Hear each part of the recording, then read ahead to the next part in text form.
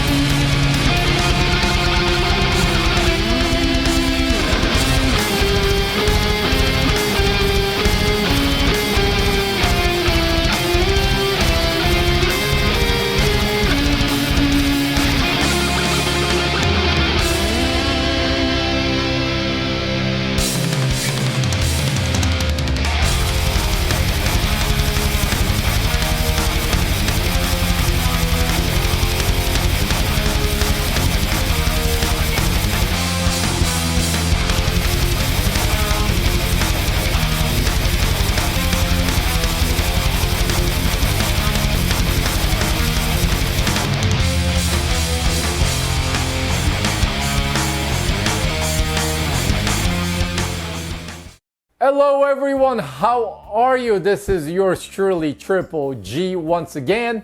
And today we are here, I'm gonna show you my Jackson Gus G X series.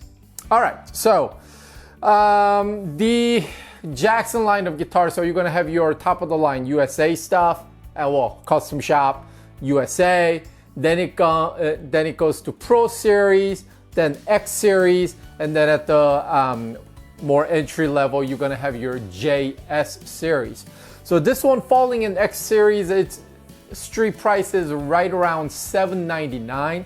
If you look hard enough though, you could definitely get it cheaper.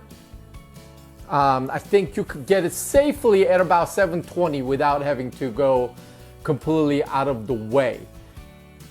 That said, a lot of you who have been watching my videos for a while, you know I'm not shy about buying a guitar sight unseen. So long as I buy one from reputable dealer, reputable seller, whether it's new, used, it wouldn't matter.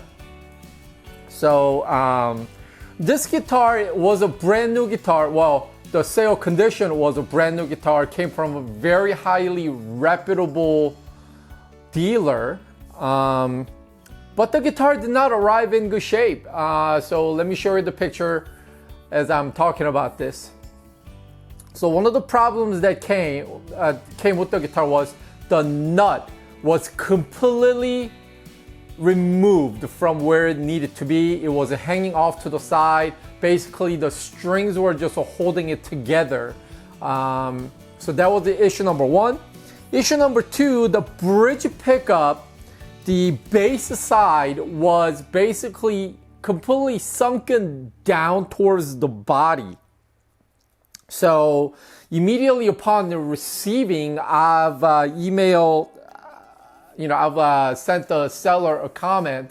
The guitar was purchased on Reverb and was through a dealer, not an individual seller. So anyhow, I said, hey, I'm excited to get my new guitar. Here are two issues and here are the pictures.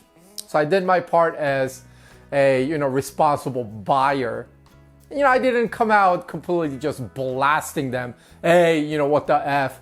Nothing like that. So the reply came back very quickly. Hey, I'm sorry, but that sounds really weird. Must have been damaged during shipping because before the guitar was sent, we did inspection, we did this, we did that. None of those problems existed.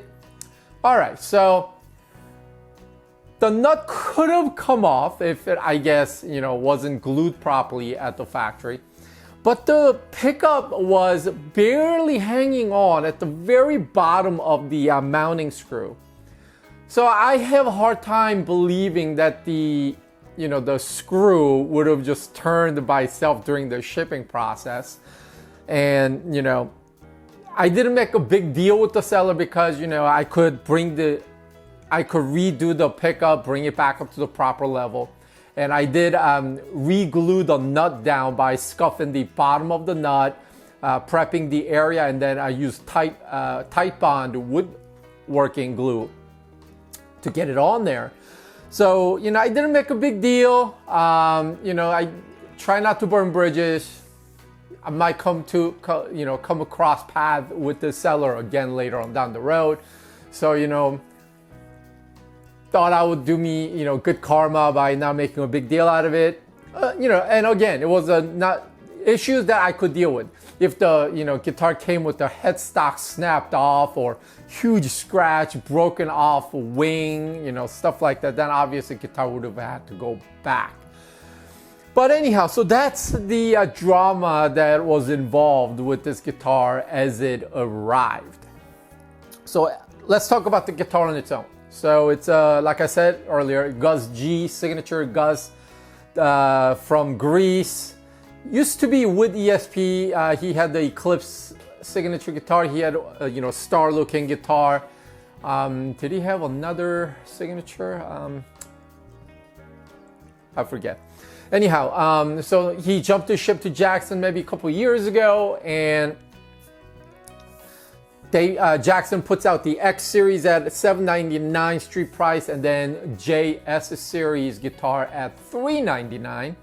Now this X series guitar comes with mahogany body, satin white finish. The back of the neck is done extremely well. The paint ends right here, and it's just a satin finish maple neck. It looks like a one-piece neck. Made in Indonesia. Jackson House brand tuners, Gus G autograph, engraved autograph on the truss rod cover, shark fin inlay, and comes equipped with the guitar, the 2-pneumatic bridge, and then Seymour Duncan Gus G signature blackout pickups. So back when he was with the ESP, I think the blackouts that came with at that time had his logo on top of the pickup bobbins, like a triangular logo looking thing. I'm actually, I actually prefer these, this set right here that does not have any sort of a weird logo marking. Also, if you, you know, Gus obviously plays as the US Custom Shop model, and that thing has almost no inlay markers other than the 12th fret aforementioned logo. So that's that. There's a very well done binding throughout the neck, and then the binding changes to black around the headstock, carrying over the theme of the black pinstripe, which is very tastefully done. And you know, unlike the ESP version, I think it was just completely flat up at the top. This Jackson model has very tastefully done angular bevel around all four corners. The rear of the guitar has a belly cut right up here at the top, very comfortable to play. The input jack is located right here. Just one single volume knob, and then pickups are wired directly to the output jack. There is no tonal, there is no tone knob. And then the three-way toggle switch, I think I'm gonna have to fix this. And by fixing, it's not a mechanical problem. I just need to turn it, because right now it goes side to side instead of up and down. Well, actually, I don't know if it's meant to go side to side. I don't know. You know how like Ed Van Halen wants his bridge pickup to toggle up and then neck pickup to toggle down? So maybe this is something like that. I don't know. However, to my liking, I'm gonna have to turn the thing around a bit so that it goes up and down instead of a side to side. All right, so that said, guitar shipped with 942 out of factory, but I had to tune the guitar 4 semitones down, as you heard in the beginning. That song is done in that tuning. Coincidentally, that is the song where Gus G guest appeared as a solo player on that Arch Enemy song. Of course, I can't play that part, so you know that part was conveniently skipped. But so going back with the string stuff, so obviously the nut wasn't cut to accommodate string gauges that thick. And just like the PRS Custom 24 SE Zebra wood that I showed you, I'll link it right here. I had to do some work with the nut to basically file the stuff down to get to proper string gauges to get the strings to comfortably sit in there, slide up and down as the strings are in play and not get caught right there. So wasn't that difficult. You know, any file stuff that you get from Luthier's toolkit, you can do that with. One problem, one almost a rookie mistake I made was the fourth string, commonly your D string, although with this tuning it had to be tuned down again, 4 semitones down. I went a little bit too deep with the filing process. You know, all I needed to do was just go wide in each of the 6 grooves, but instead I was like digging. So what had happened now is the string actually sits a little bit lower, a little bit too low of an action towards the nut because I went down just a bit much. So I might have to replace the nut later down the road, or I don't know. It still plays fantastically. It's very nice. And as I said in the aforementioned the PRS video, this guitar, street price being $799, it sits in that very sweet spot where all the manufacturers want bulk of their guitars in to appeal to the mass. So I call that range somewhere between 600 to about 1,000, you know, give and take a few either side, either way. You know, guitar is just fantastically built, and as I mentioned, you know, again in the other PRS SE video, the Indonesian factories have really ramped up their build quality and craftsmanship, and you know, guitars coming out of Indonesian factories nowadays are, you know, they are on par with the stuff that was coming out of Korean factories maybe 7, 8, 9 years ago. So this guitar really built really well. There is no gloss finish to, you know, show any sort of a blemish that would be obvious. So, you know, as I said earlier, the guitar did have some issues in the beginning when it came out of the box. And as I'm replacing the strings, I'm looking at them. They look quite rusty. So, you know, I also, again, messaged the seller again saying, hey, the strings are a little rusty, man. No big deal. I'm going to change them out anyways, but I just thought I'll let you know. And of course, the guy, you know, the dealer owner came back and replied, well, that's really weird because it is true that the guitar was hung on our showroom, but guitar, you know, got restrung with a brand new set of strings before shipment, blah, blah, blah. Well, that's not what I found. You know, that's, I mean, I own how many guitars now? I've seen a set or two of strings before, and they were not new. I can tell. So I don't know, you know, if the seller was being dishonest with me. You know, it's just pure bad luck. Maybe 2 of these guitars were ordered at the same time. Maybe they got crisscrossed, you know, in the preparation status. I don't know. Okay, so going back with the guitar, the finger radius is 12 inches all the way. I was a little bit shocked to find out that it wasn't a compound radius, where, you know, Gus being such a, you know, great shredder, great chops, obviously. And I would have thought it would have a compound radius, you know, flatter as the neck went up, so that it's easier for him to play, you know, the shreddy stuff. But it's 12 inches all the way. Just fretwork's great. I mean, it's not like the crazy ESP custom shop stuff where the guy's sitting there, you know, making round ball out of each fret, and you're not getting that. However, there's nothing sticking out. They are very well rounded off at each end, just really nice. And then the neck profile itself, I don't, you know, Jackson's website doesn't say anything about it, the guitar having like a Gus G specified neck profile.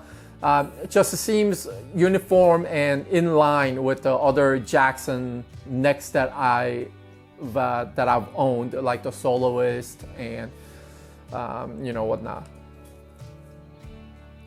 So that's that. And what else can I tell you about? Normally, I'm not a huge fan of the star-shaped guitar, but I don't know. This one just kind of struck a right chord with me, no pun intended.